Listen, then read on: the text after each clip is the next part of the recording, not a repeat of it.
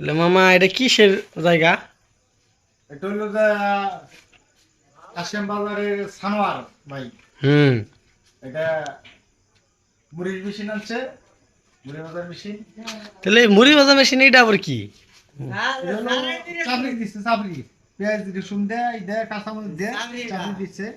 এই খোলাটা কেবল শেষ করতে আছে চাকরি তো দিয়ে কাঁচাই রয়েছে মামা। নাওটা হবো আস্তে আস্তে আস্তে আস্তে হয়তো এই খোলাটা আস্তে আস্তে দিতেছে তো তাহলে ইনু মুড়ি দেখা পাবো ওই মেশিনের। মুড়িটা রেখে রবো আল্লাহ রহমতে। আগামীকাল কি বার? শনিবার। শনিবার। কালকে সকালে থেকে মুড়ি বাজার আরম্ভ হবো।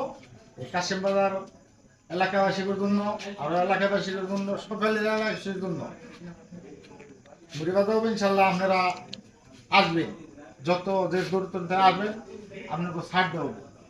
তাহলে এই মেশিনে মুড়ি কি আমরা খাইবার পারুম? হ্যাঁ ইনশাল্লাহ খেতে পারবেন। নাকি আবার আমাগো বাগান রাখবো? মোটামুটি আপনার মুড়িটা সারের মধ্যে ভালো ভেজে দিব আপনি, এইটুকু কেমন ভালো? মোটামুটি আল্লাহ করতে খোলাই জন্য মুড়ি বাজে হুম।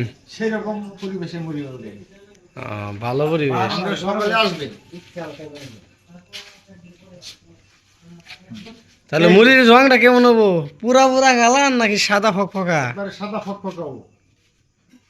তাহলে ইনু মুড়ি ভাঙ্গা বাড়াইলে কোন আশা লাগবো? সকালে আইবেন। না কোন এলাকায়? এটা হলো কাশেম বাজার।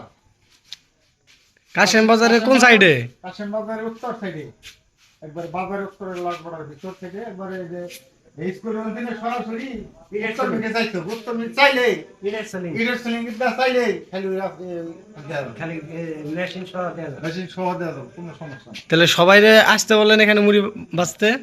আপনারা সবাই একই জায়গায় মুড়ি বাজতে আসবেন। বিশেষ করে গেছার মানুষ গেউসা, বেগাপুর, বেরবাড়ি, খন্দকারপাড়া, কামিয়াচালা, বরানচালা, তক্তাচালা, বাসতুল, পেউখা, যত এলাকার মানুষ আসতে পারেন।